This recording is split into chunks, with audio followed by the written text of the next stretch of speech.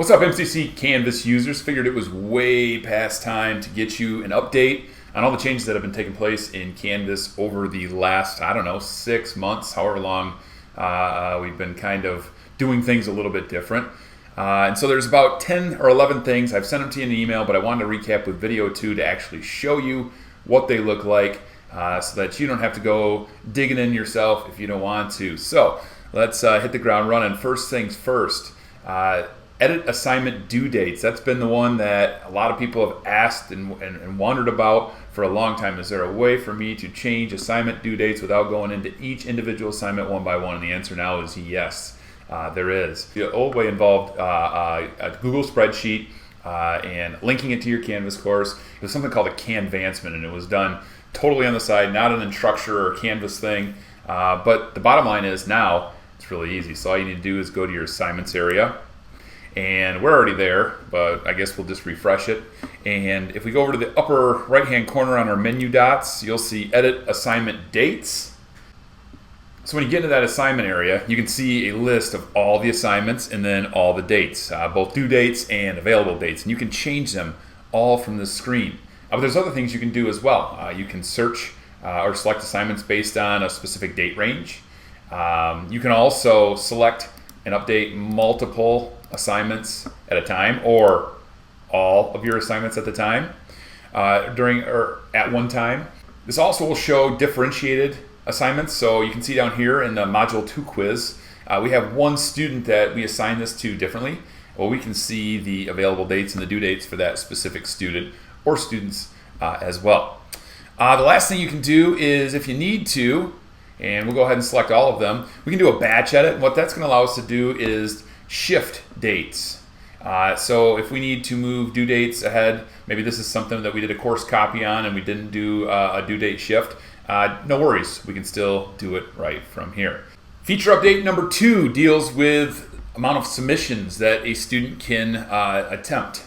And that's up to you now. So before it was one or the other. Either a student can submit multiple times or they can submit one time. So if you allowed for multiple submissions, they could submit and submit infinity.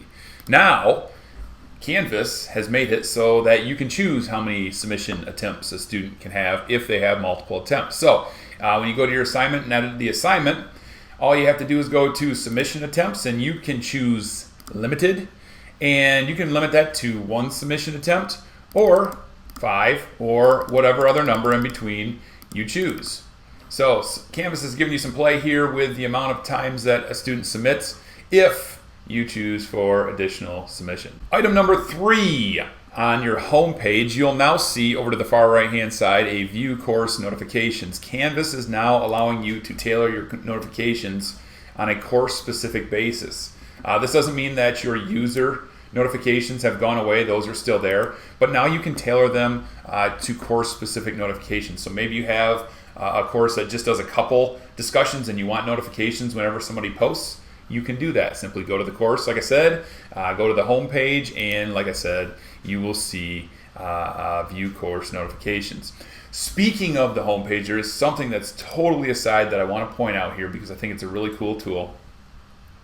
And you may notice at the top of my homepage that recent announcements are included up there. And some of you are already making use of this, and some of you don't know about it. So if you go to your settings for the course, and you scroll all the way down to the bottom, you're going to see a More Options link.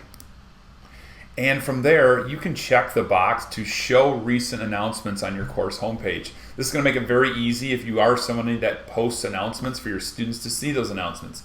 Now they don't have to navigate to the announcements area of your course. They don't have to rely on a notification for the announcement. All they have to do is enter their course and they'll see your recent announcements right there on the homepage. So that's a little aside there for you on point number 3. Point number 4, and I think I did a pretty good job of sharing this one out, and that's a Share To, Copy To feature that is now available in Canvas. Share To and Copy To makes it very easy for you to share items within your course to other courses that you instruct or other instructors that you instruct with. So before, you had to go into settings and do a course copy and do the select individual items in order to move individual items from one course to the next. Now you just go to that item within the course and you'll see on the menu dots an option to send to or copy to. The send to is going to allow you to send it to anyone here at our institution. So we'll use Heather Wesp as our example. And there she is. And just like that, we can either choose to add more instructors or individuals to send it to, or we can send it right from there. The instructor will get that in their account area. You will see a shared content link right there.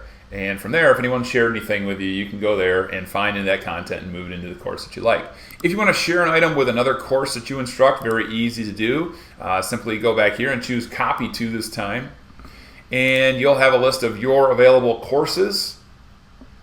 And all you need to do is choose your course. Now, I have a lot more than you're going to have because I have admin access, so it's definitely a large list of courses, but your list should be a lot smaller. So like I said, choose your course and choose copy, and it should send it right to that course. Fifth one, this is a quick one, deals with the Commons. For those of you that put the Commons to use, you might already have a pretty good idea, but for those of you that have never really used the Commons and would like to know more about the Commons, up in the right-hand corner, upper right-hand corner, you'll see a list of different links to Canvas guides on how to use the Commons.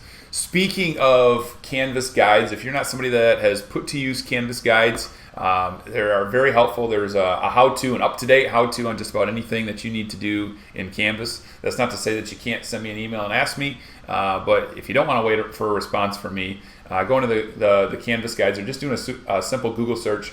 Canvas guides will get you to the guides and help you find what it is that you need. You may have noticed on your dashboard that Canvas has updated your course tiles. They've separated them to make it more obvious if you haven't published your course yet. So you're going to see two sections now. You're going to see your published courses, and you're also going to see your unpublished courses, and those obviously are designated with a publish button. So for those of you that sometimes run into where you think you have your course published and your students are still panicking, wondering where your course is, this should help you to identify if you still need to publish your course or not. And you can actually publish it right from this button as well. So Canvas helps us along with that one. For the next one, I can't really show you how it works, but if you're somebody that's using new quizzes, remember there's two quiz tools in Canvas now. There's the legacy quiz tool, which is the one that you're probably more familiar with, and there's a new quiz tool, which Canvas is slowly moving to and updating the features that are available for it. One of the new features that recently came out for new quizzes is the ability for you to use Lockdown Browser in the new quizzes. The difference between the functionality of Lockdown Browser in new quizzes versus the old quizzes tool is now in the new quizzes tool, the Lockdown Browser will automatically open up right from there. Students aren't going to have to go find their Lockdown Browser application and open it up and then navigate to the quiz in Lockdown Browser. They simply click on the quiz. If you have Lockdown Browser turned on for it, it will automatically open it. Remember, that's just for the new quiz tool. So if you're still using the old one, obviously this new feature update isn't going to apply to it. New feature number 8 is the global announcements link. You may have noticed that when you get rid of your global announcements in Canvas, they used to be gone forever. So if you just got into a habit of getting rid of things and then you said, oh no, I wanted to read that, I forgot, I totally meant to read that, all was lost. You couldn't bring that back. You had to ask somebody else, what that announcement said. Now, Canvas, as you can see here from this note, has made dismissed announcements available still. And to get to those, all you need to do is go to your account, and you will see a link now for global announcements, and that will bring up any announcements that are still available to you based on the scheduling of the announcements by your institution. So you can see the ones that I just closed out. There they are. I can go and get that information on transfer options and opportunities, and also learn about this new Writing Center course that's going to be available for all students. Actually, it's not a new course, but it's just going to be available for all students now as they're going to be added to it. New feature number 9. If you are somebody that uses pages in Canvas, it's very easy to get a solid accumulation of pages as you update them, change them, make new ones, duplicate them. And now Canvas has made it pretty easy for you to get rid of pages, whether they are not being used anymore, they were simply created in a mistake. You can see that there's a checkbox next to each page item, and that allows you to quickly select pages that you want to do away with and go over to the trash can in the upper right hand corner and get rid of them.